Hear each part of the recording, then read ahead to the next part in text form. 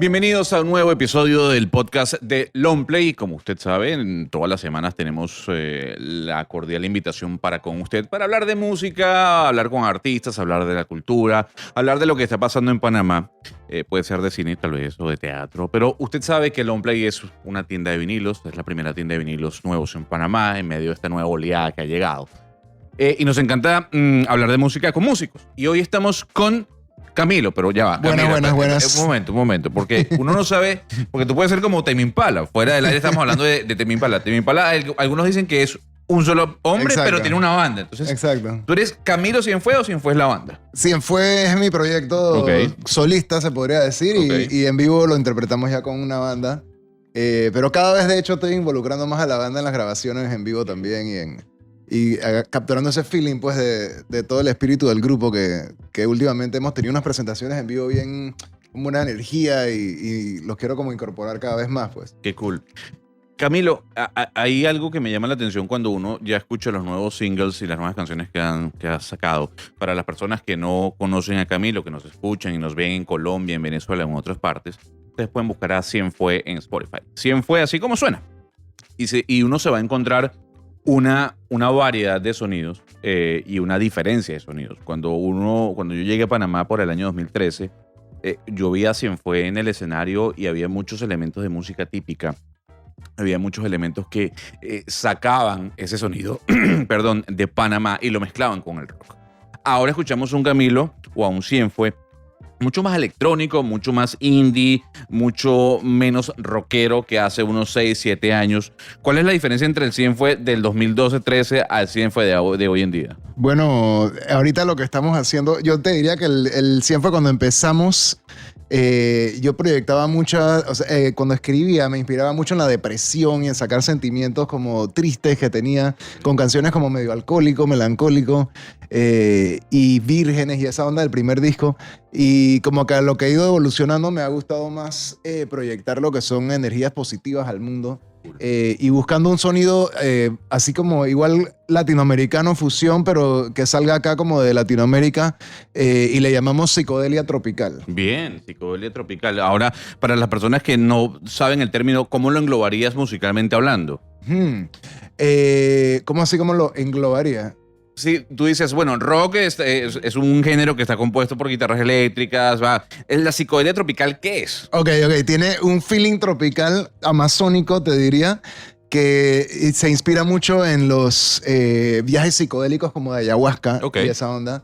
Y es sobre todo un mensaje de energías positivas, naturaleza y ¿cómo te digo? Introspección, como el viaje ese, pues viajoso.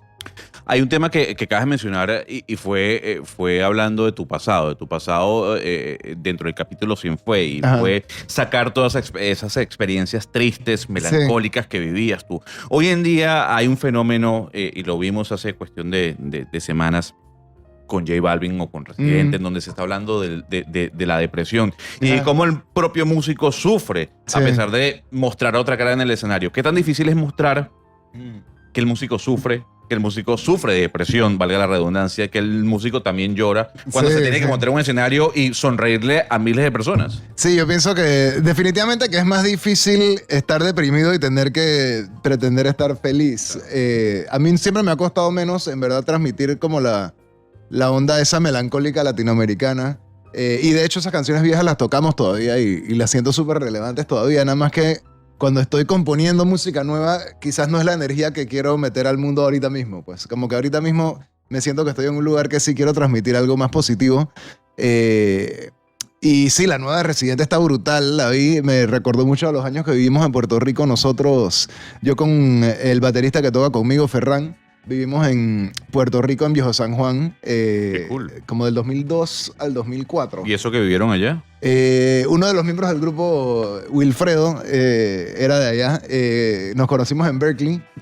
Y luego teníamos un grupo que fuimos a tocar a España. Vivimos como un año en España y luego fuimos a Puerto Rico a vivir 2 años. Y la verdad que Puerto Rico nos tocó en una época muy bonita, una época dorada, le llamo yo, y la pasamos increíble. Y bueno, me da mucha tristeza lo que ha pasado en los últimos años con lo del huracán y la depresión y la crisis humanitaria que hubo en la isla, pues. Y entonces, bueno, un saludo ahí para toda la gente en Puerto Rico, que los queremos Bien, mucho. Bien. ¿Hubo algo en tu vida que te cambió de ser ese Camilo melancólico, triste, que a través de sus canciones transmitía lo que sentía, a lo que hoy en día un Camilo que lo que profesa es felicidad, es buena onda, energía? No, yo te diría que es más bien como encontrarse a sí mismo, encontrar un poco la gente que escucha la música también, que te da feedback. De hecho, a veces las canciones más oscuras y más depresivas, la gente son las que más los ayudan a salir de eso, los ayudan como a sacarse esos sentimientos adentro. Y no, yo te diría que es simplemente como la vejez, los años. El peso de los años, como que te das cuenta al final lo que quieres transmitir en el mundo y lo que quieres mover quizás hacia algo más positivo y también yo me trato de mantener dentro de, o sea, la corriente que manejo desde el principio del proyecto. Pues me parece que ahorita puedes agarrar el disco nuevo y encaja perfecto con los viejos también. El único cambio así grande fue el brinco del español al inglés, que hace tiempo quería probar cantar en inglés, pero no me había atrevido. Y ¿No te has atrevido por qué?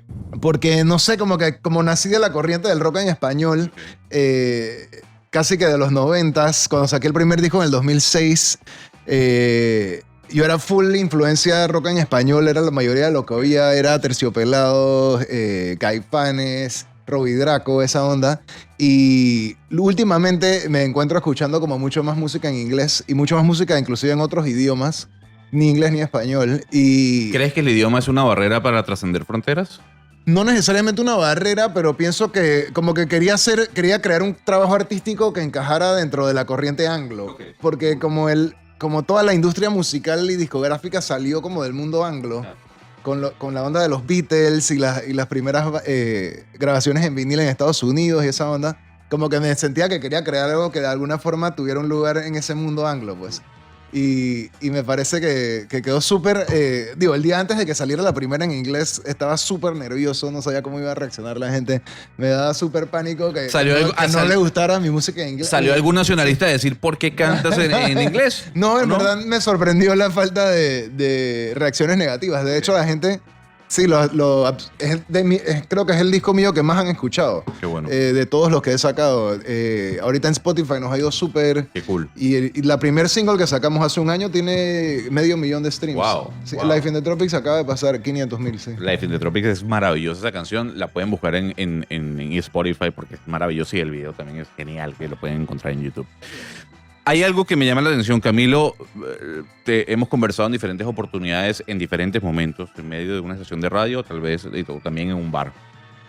Y siempre que hablo contigo surge el tema político. Y es interesante debatir de política con quienes hacen vida en un país, porque el músico también es un ciudadano de a pie. Pero me llama la atención cómo, por ejemplo, vimos en Puerto Rico el año pasado algunos artistas... básicamente luchando en contra de lo que estaba ocurriendo precisamente en ese momento. Hoy en día lo estamos viendo en República Dominicana. Pero en Panamá todavía no se ve esa conexión del artista con la situación actual que se vive políticamente en diferentes escenarios, ya sea con la Asamblea Nacional, ya sea con casos de corrupción. ¿Por qué el músico panameño es temerario o le teme, mejor dicho, a involucrarse en la política nacional? Buena pregunta. Y de hecho hay muchos músicos que se han involucrado, pero hacerles como jingles a candidatos. Claro, exactamente. Más que nada. Pero no están en contraposición con decisiones, por ejemplo, que afecten. Yo sí veo como que, bueno, Rubén Blades sí se involucra algo en escribir de política de la región. Y me parece que bien. Y sí, quizás falta un poquito más de eso, pero también veo como un grupo nuevo de jóvenes en redes sociales, activistas y que se la pasan yendo a la asamblea.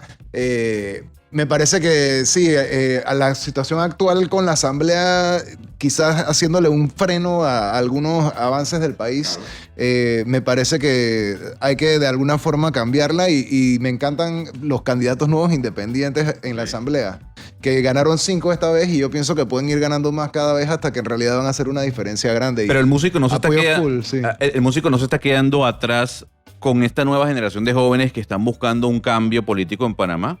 Porque lo que uno ve son jóvenes que a través de redes sociales buscan el cambio, denuncian, hacen una apología a la protesta de manera pacífica en contra de algunas injusticias que ellos creen. Pero el músico tú no lo ves como lo puedes ver en República Dominicana en este momento o en Puerto Rico levantando la voz y que, hey, yo no voy a tocar hasta que esto no se arregle. En los de Puerto Rico particularmente me llamaron la atención esas imágenes de Residente y de Bad Bunny con la bandera y la vaina.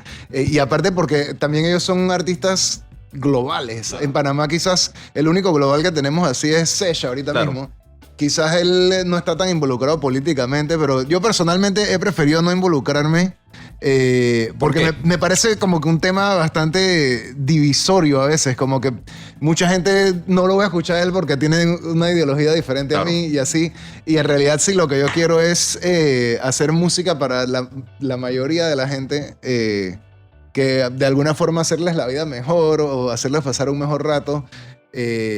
No quiero como que meterme en esos temas polémicos. Ahorita mismo, cuando empecé era mucho más activo, de hecho. Cuando empecé fui a la asamblea un par de veces a protestar y todo. Sí.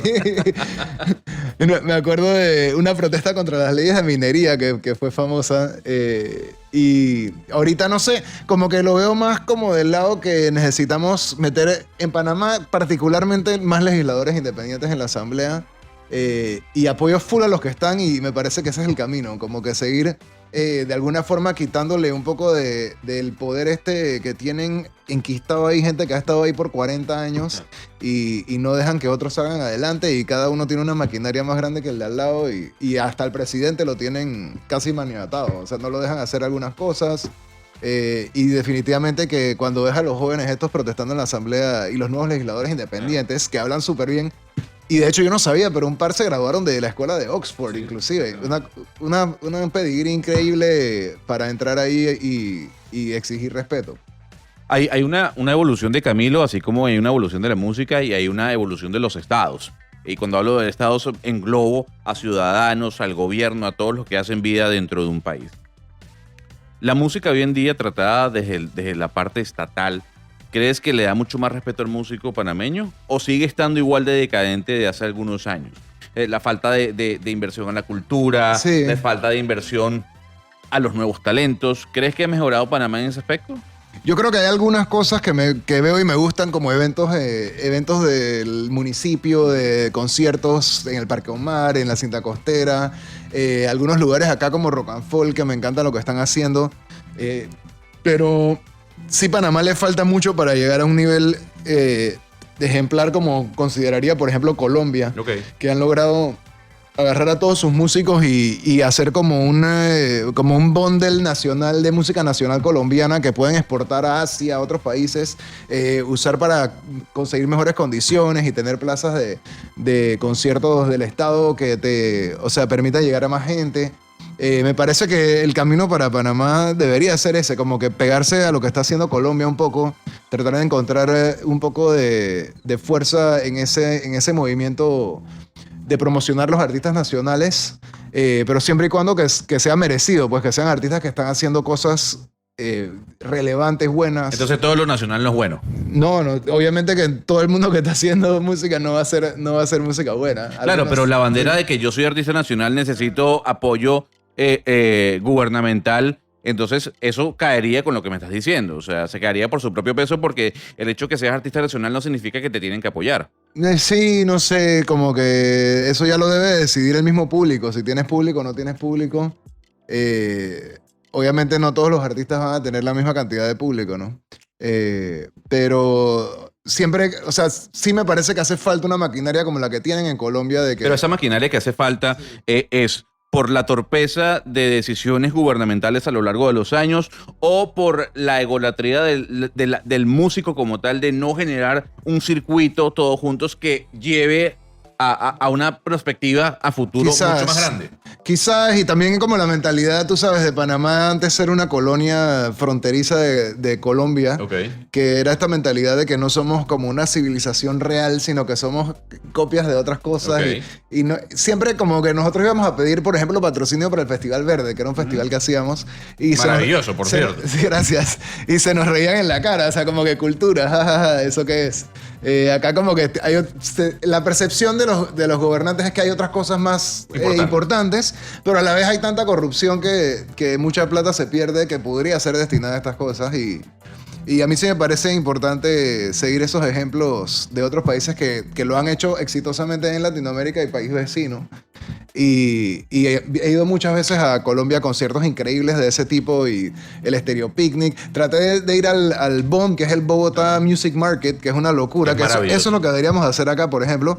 Y ellos no dejan entrar ni un artista que no sea colombiano. Tienes que ser colombiano. Increíble. Sí, hay una protección sobre el talento nacional y eso no pasa solamente con la música, sino con los textiles y con una gran cantidad de cosas que se hacen precisamente en Colombia. Pero más allá de lo negativo que se puede Sí. hablar o de las críticas, en este gobierno, y hay que decirlo, no por aplaudir lo que está haciendo Laurentino Cortizo, porque más allá de ser extranjero, no puedo aplaudir a un gobierno, sino mi deber como periodista es criticar para que se mejore. Sí hay que resaltar varias cosas. Uno, la creación del Ministerio de Cultura, que fue una gran promesa del señor Sí. Laurentino Cortizo. Y lo segundo es la culminación de un proyecto que venía del presidente Juan Carlos Varela, o sea, la remodelación del Teatro Nacional, Sí. en donde tocaste. Sí. ¿Qué se siente tocar en el Teatro Nacional? Bueno, yo había tocado hace como 8 años, Ok. pero en un evento pequeño, creo que eran los premios Victoria de la Ok. prensa, y no teníamos chance de hacer soundcheck ni de conseguir el público nuestro ni nada, y fue algo como bien apresurado, entonces, y tampoco el teatro estaba restaurado. Entonces ahora, apenas se abrió la oportunidad de tocar, sí me brincamos de una vez a escribir a ver si conseguíamos una fecha, logramos una. De hecho hubo un poco de polémica ahí porque de repente hubo se inundó con una tormenta que hubo porque no habían terminado unas ventanas y etcétera, y pasamos bastantes páramos ahí planeando el Ok. evento porque no pensábamos si se iba a llegar a poder dar inclusive, y luego por fin se dio ahora en diciembre del 2019 y la verdad que una belleza de noche.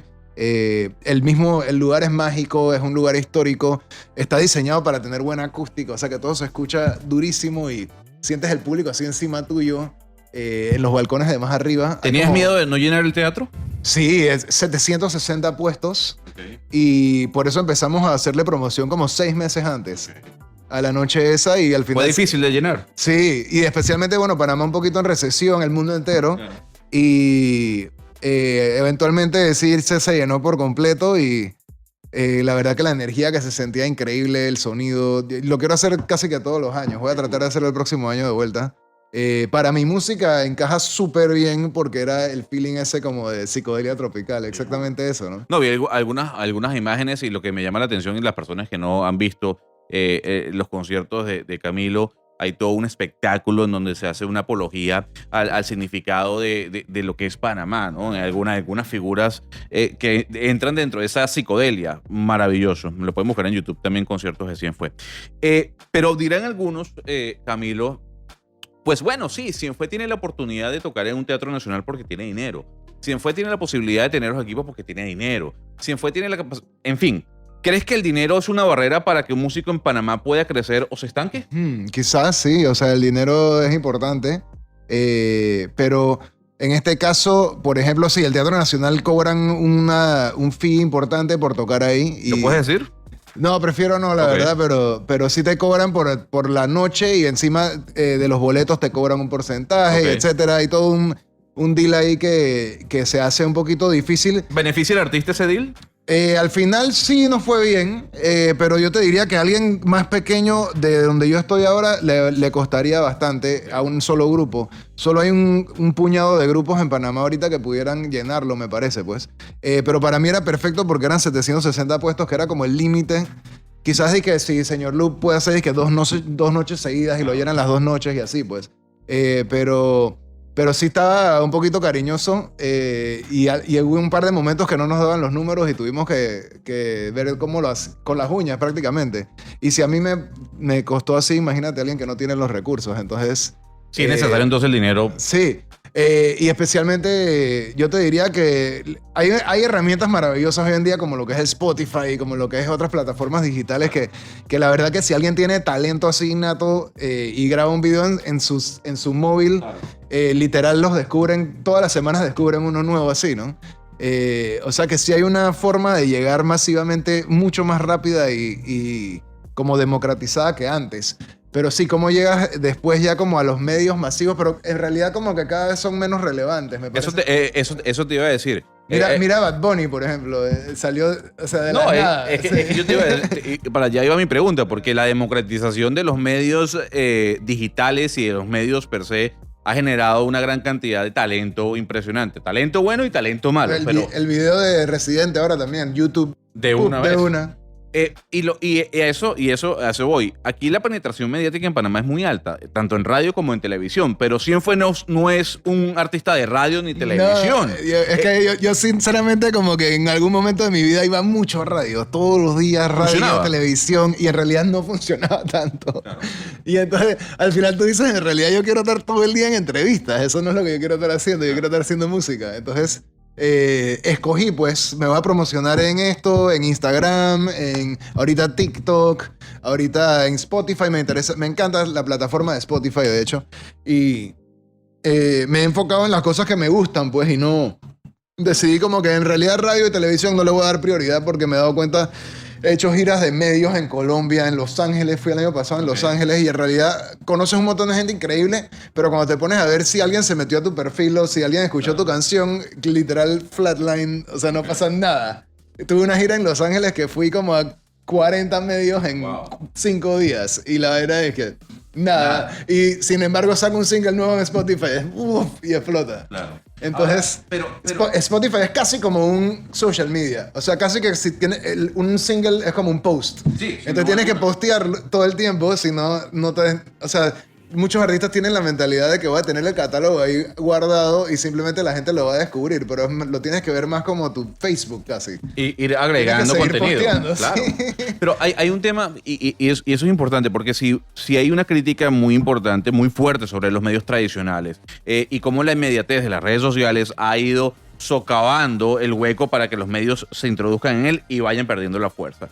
Pero lo que uno ve en Panamá, siendo crítica, es que tal vez uno no tiene a ese prescriptor de música que te pueda recomendar, que te pueda hacer una buena crítica para tú seguirle el rastro. Uno puede ver programas como de Anderson Cooper en CNN o Jimmy Fallon, que siguen todavía en la televisión per se, no están en plataformas. Y la gente lo sigue porque son ellos, porque el contenido que generan es interesante, porque su comentario es interesante. ¿Crees que en Panamá faltan prescriptores de música, críticos musicales, de cultura, para que la gente se arraiga y tenga un poco más de punch? Sería interesante, ¿no? Que surgieran como un par así de influencers de música. Estaría interesante. No conozco muchos. Claro. Yo conozco la gente sigue más que nada artistas. Claro. Qué sé yo, nosotros, Señor Loop, Rubén Blades, tú sabes, ahorita el Residente con el video nuevo. Y la verdad que dijiste Fallon, que acaba de salir Session Fallon hace 2 días también, que me pareció romper una barrera increíble. O sea, ¿cuándo fue la última vez que un panameño salió en un show de ese calibre? Ni me acuerdo, yo creo. Y entonces, bien interesante, porque si te metes a chequear el perfil del Sesh de Spotify, es uno de los artistas dentro de los 100 más grandes del mundo, más escuchados. Increíble, está como de 80 y pico. Algo. Efectivamente. Ya, increíble. El hecho de estar con Jimmy Fallon en el programa no solo estar con Jimmy Fallon, sino estar dentro de una canción de Bad Bunny que dicen algunos junto con J Balvin son 2 de los más importantes músicos hoy en día. Pero, por ejemplo, ahora que te hablaba de la gira esta en Los Ángeles que hicimos de medio, un par de cosas que sí me resultaron fue conseguir que me hicieran reseñas, por ejemplo, en Noisy, en Vice, en el otro Remezcla, que ya son como blogs y plataformas más que te dan un poco más de prestigio. Pues cuando sales ahí sí puedes usarlo ya para en tu press kit decir, hey, mira, ya me están considerando que sí son lo que tú dices, pues ya como críticos de música profesionales que saben. Que están dedicados a eso y saben. Ya para ir cerrando la conversa, Camilo, hay aquí en Panamá uno ve 2 grandes vertientes de historias. Están los músicos como Cienfuegos, como Señor Lube, como Sech, o músicos ya que están en otro nivel. Y está la llamada cultura alternativa, que es toda esta agrupación, este número de agrupaciones que tocan en bares porque no tienen más en donde tocar. ¿Cómo estos músicos pasan a estar donde están ustedes? Porque no hay un intermedio. O tocas en un bar o tienes que tocar en un lugar de 1000 personas. Yo toqué bares muchos años también. Yo te diría que lo que me sacó de bar nada más a ámbitos más grandes siempre son las canciones, man. Si logras una canción una canción que rompa la barrera esa, que ya te llega a mucho más público y te saca a un nivel nuevo, y no es una sola, tienes que hacerlo varias veces, ¿no? Y te pongo, por ejemplo, una banda que me gustaba mucho antes de punk, que era Factor 8. Claro. Factor 8 tuvo un hit buenísimo que lo sacó y en un momento estaban tocando festivales más grandes por esa canción. Qué cool. Que era la de Todo se fue por el balcón. Que además es una banda de punk, o sea, Sí. sigue siendo una banda de punk. Me acuerdo porque eran una banda que tocaba en el sótano y luego esa canción salió en MTV, estaban tocando festivales. Siempre es el poder de la música, son las canciones. Pues poder agarrar una canción, tú puedes ser la banda más dark o disque anticomercial del mundo, pero de repente con alguna canción Claro. puedes hacer algo totalmente original y diferente que de repente todo el mundo termina perreando esa canción o que sea metal. Pero ¿tú crees que las bandas alternativas se quedan pensando en cómo lleno un bar? No sé, yo creo que mucha gente, yo creo que muchas bandas no piensan tanto el proceso de creación, simplemente es vamos a janguear y hacer música y esto suena bien y ya. Y en verdad sí hay que ponerse como a pensar qué quiero llegar, esta idea, cómo la podría o sea, yo tengo un cuadernito con ideas, ¿no? Ok.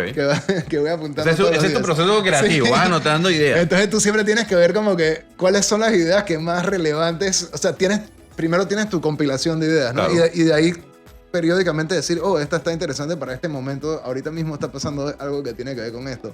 Entonces, por ejemplo, ahorita el single que saco en abril 3 se llama Our Own Devices y habla de salirse un poco de los devices, de las pantallas, Ok. y como participar más en el mundo real, pues. Qué cool. Y esa me pareció que esa fue una idea, pues, que dijimos, esto está pasando ahorita mismo, los chamacos están metidos en los celulares. Entonces, la canción viene al punto, pues. ¿Todas las canciones van a ser en inglés del disco? Sí, de este disco, el disco se llama Life in the Tropics, Ok. son 12 temas en inglés. ¿Cuándo sale el disco? Y ahorita ya terminamos de mezclar en Toy Factory México, Ay, que qué bien. les estaba comentando ahí, con Dave Francis O'Gorman, que es mi panita ya el encargado del estudio. Y ese estudio es de Filvinal, del productor de Zoé, y lo usaron para Exactamente. grabar el disco de Zoé. Y una belleza de estudio en el DF, se los recomiendo full. El Instagram es @toyfactory MX, creo. Ok. Y bueno, ya terminamos. Vamos a mandar a hacer el vinil para tenerlo aquí mismo en Lowplay. De hecho, Si Flipao sí, tuvo vinil, si Poli, tú también. tienes estoy buscando ideas ahorita para ver a dónde lo hacemos, pero el disco está hecho para escucharse en vinil, de hecho, y con muy poco gain para que tenga mucho espacio de respirar y que se escuche muy claro. El arte del disco, porque sé que eres una persona amante del arte. El arte de la carátula, ¿quién Sí. lo va a hacer? ¿Lo haces tú? ¿Lo hace...?